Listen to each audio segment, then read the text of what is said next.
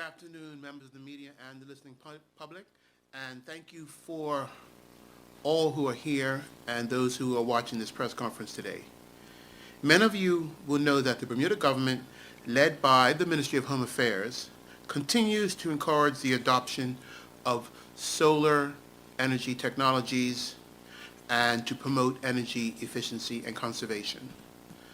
The announcement today that Saturn Power Inc., Bermuda's first utility-scale solar facility, has officially been producing energy, and this is an exciting announcement we want to bring to you today. Following an intense, transparent, and inclusive selection process in June of 2018, Saturn Solar Bermuda 1 Limited was awarded the contract to build a 6-megawatt solar photovoltaic plant. And now, after almost 3.5 years, Bermuda has reached the historic milestone of having its first utility-scale solar power facility on the Finger, located at the L.F. Wade International Airport. The government and the people of Bermuda congratulate Saturn Solar Bermuda 1 Limited and the many Bermudians who were involved with bringing this project to fruition. I must also commend Liberty Group, obviously we know as Belco, for its role in facilitating the adoption of additional renewable energy as part of Bermuda's electricity generation. Recently, Liberty publicly reiterated its commitment to renewable energy and sustainability. I am sure we all can agree that this is good news. We are one step further to achieving Bermuda's goal of having a clean, safe, renewable energy future. At maximum solar production, the facility will provide up to 13% of the island's energy needs to meet peak demand, and is a testament to the work by the government dating back to 2008 to advance the country's transition towards greater use of renewable energy in our generation. Bermuda's sustainability and renewable energy strategy continues to make us a regional leader in this space. In cooperation with the Regulatory Authority of Bermuda, this government will continue laying the groundwork for additional investment in Bermuda to facilitate innovation and renewable energy technology development, testing, and those who want the opportunity to test their innovative, exciting renewable energy projects in Bermuda. To that end, and in line with Bermuda's economic recovery plan, the Energy Regulatory Sandbox being created will encourage new renewable energy technology developers to test their products on the island, giving Bermuda access to new technology. We are also working to partner with local and international companies to set up a green energy fund to provide capital to deploy solar installations throughout the island. The purpose here is to expand access for those residents who can least afford the upfront investment in renewables. New regulations will also address the fuel surcharge cost for electricity and better regulate the storage and distribution of fuel.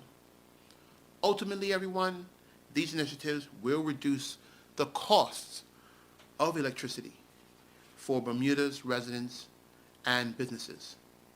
Thank you very much, and I look forward to any questions.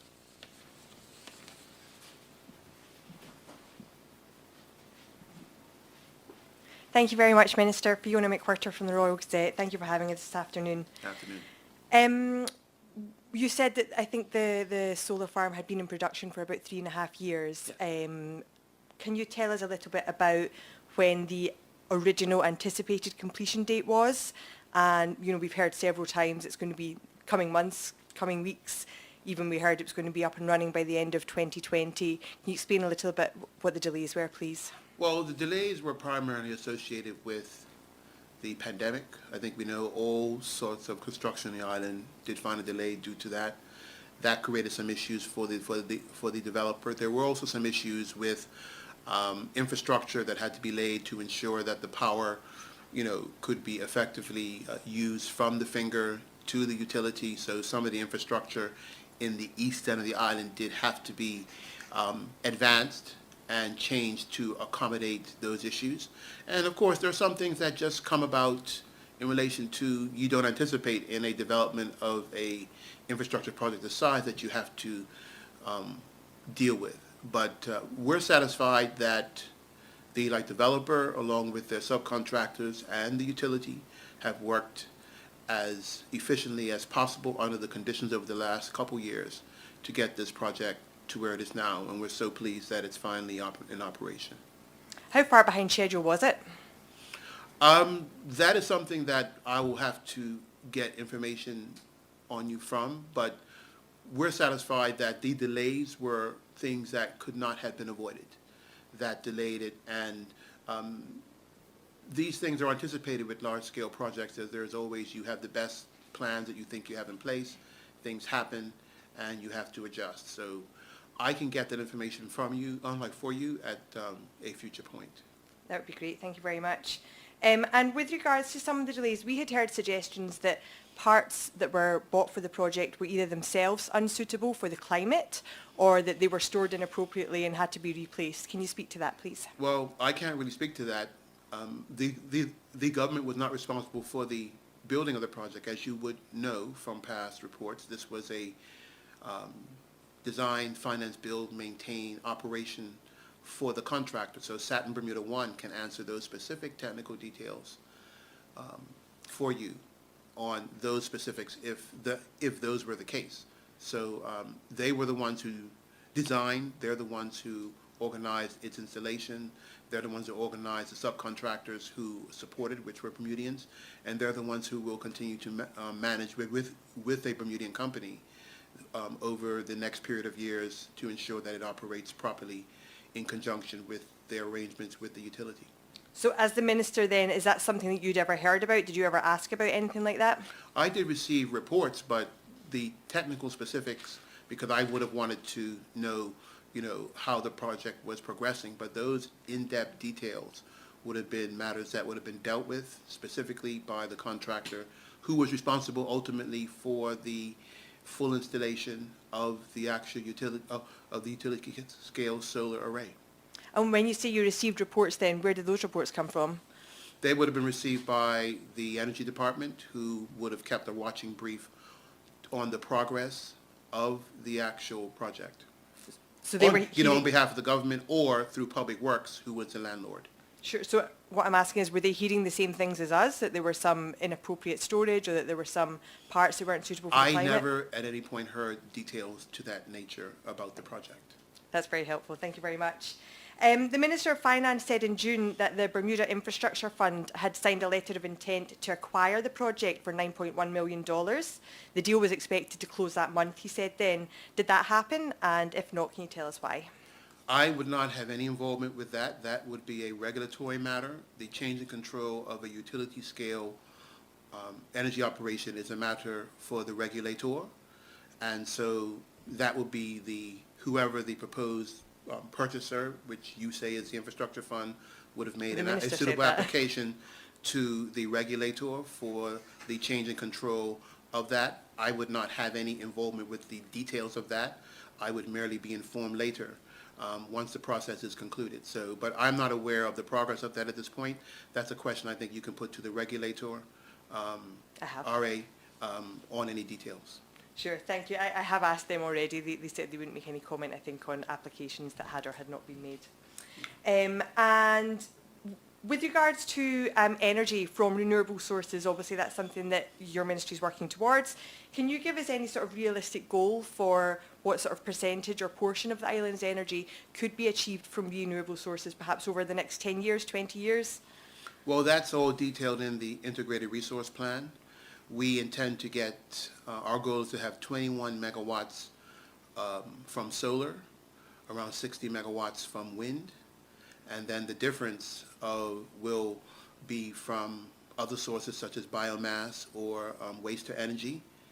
And with that will come, over time, with the appropriate process approved by the regulator, a decommissioning of around 71 megawatts of fossil fuels. So that is a staged process. I do believe that our expectation is over the next 2 to 3 years is to reach the goal for solar. And certainly by 2026, we hope to have a significant amount of wind in the picture as well. And then between 2026 and 2035 is when the decommissioning and further additions to the renewable energy space will be added to those two. But between 21 and 60, that's 80 megawatts of power, is what we're looking to certainly by the late between 2026 and 2030 to see in place. And that will be from our hopes from solar and wind. Thank you very much.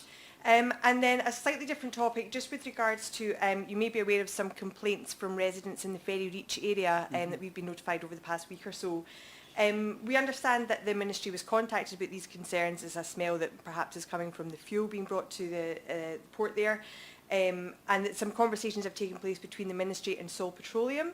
Can you say if the cause of the issue has been identified and what efforts are being made to ensure that further issues don't arise? What I can tell you is that our Pollution Control Department has been on that matter since it arose, since they received the complaints. They certainly have been discussing the matter with Sol and certainly also with area residents, and it's currently under investigation. And as soon as we have additional information to report on that, we will bring it to the public's eye. So hopefully some respite soon. Yes.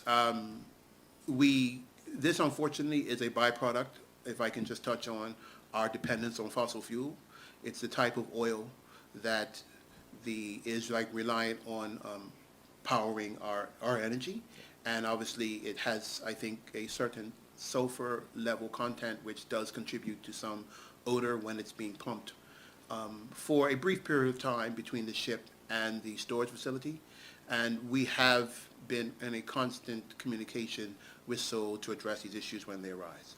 So, but it's a product of fossil fuel usage. So the quicker we can have less fossil fuel usage, the quicker those problems can no longer be an issue for us.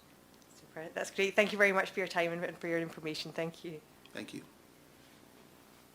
Thank you all for attending. And Minister, do you have any closing remarks? No, not really. Many remarks. We will continue to bring updates to the public on Bermuda's progress in the space of renewable energy, because this is important for our future. Thank you very much. Okay, thank you all, and have a great day.